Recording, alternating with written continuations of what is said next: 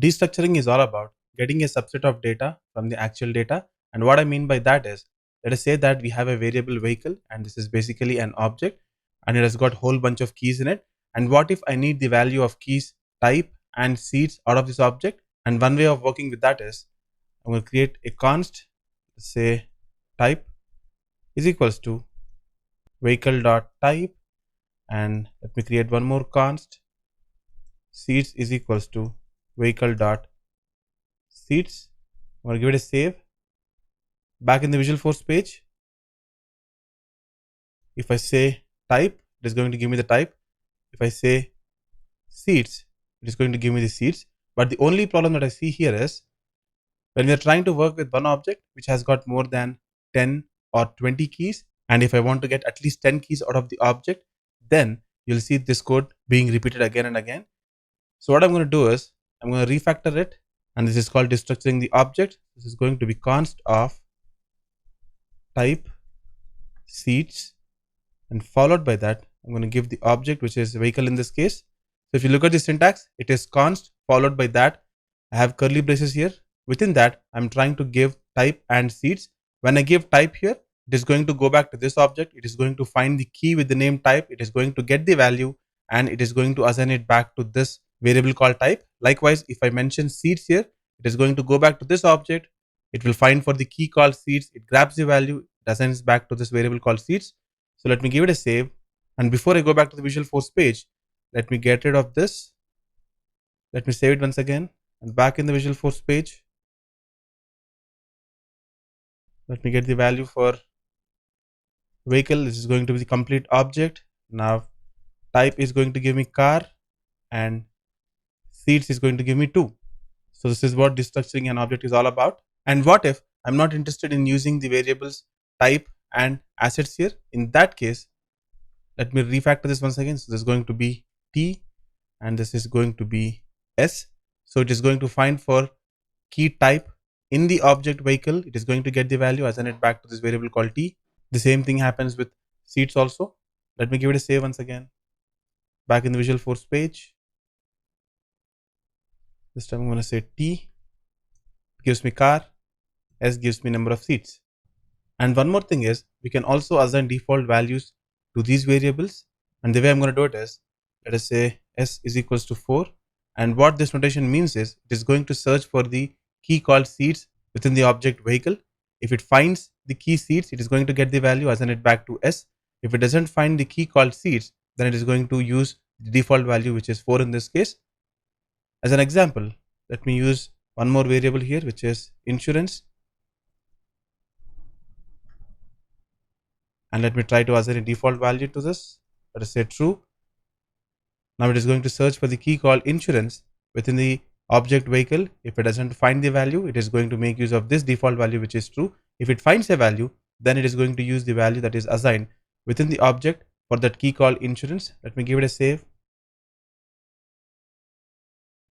Let me say T car, S is number of seats, insurance is true, and true is the default value that we have given.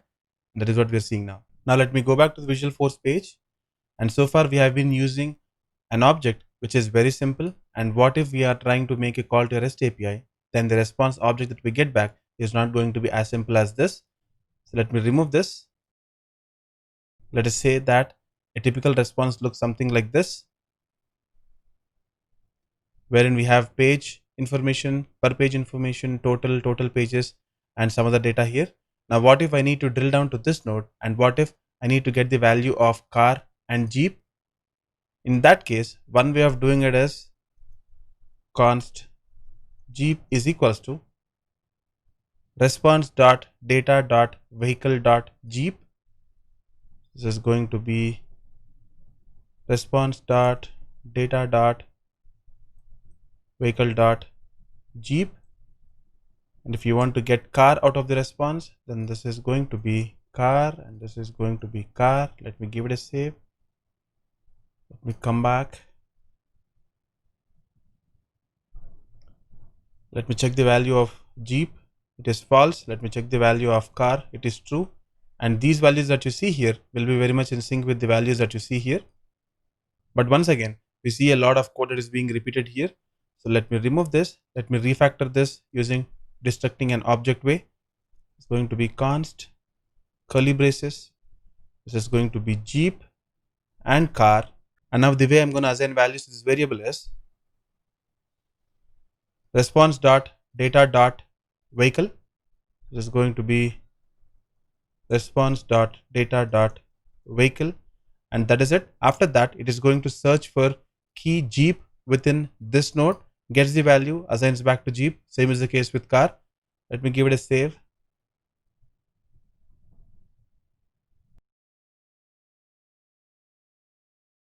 And one more thing is, we can even juggle the order here. So this can be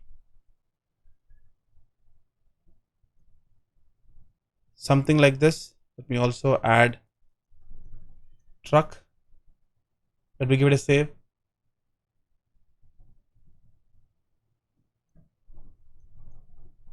So truck is true, car is true, Jeep is false. Though we have juggled the order of the keys here, it is going to work absolutely fine. And this approach is a lot more cleaner when compared to the previous approach. And just like how we looked at destructing an object, we can also look at destructing an array. So let me get rid of this. And let me try to create an array real quick. This is going to be const person is equals to array. It's going to be Krishna. Last name is this. Profession is this. And company is this. And now if I want to get a subset of the array here, then this is going to be const, and I'll be using square brackets here, not the curly brackets that we have seen earlier. And this is going to be first name, last name. Let me assign this back to person, or let me assign person back to this const first name and last name. Let me give it a save. Let me test it real quick. First name is going to be this, last name is going to be this, and let me end it with one more feature, which is we have an array of 4 elements. We tried getting 2 elements, and what if we need to get list of all the other elements into one variable? Then I'm going to use something called rest operator. The way I'm going to do it is const first name, last name, and then I'm going to use 3 dots, other info. So it is going to get the first element of the array, assign it back to this variable. It is going to get the second element of the array, assign it back to this variable, and it is going to get rest of all the other values, and it is going to assign it back to this variable here. Let me say this as person. You remove this, give it a save, and now first name should be this, last name should be this, and now other info should be an array, and then other info of 0 is going to be this, other info of 1 is going to be this.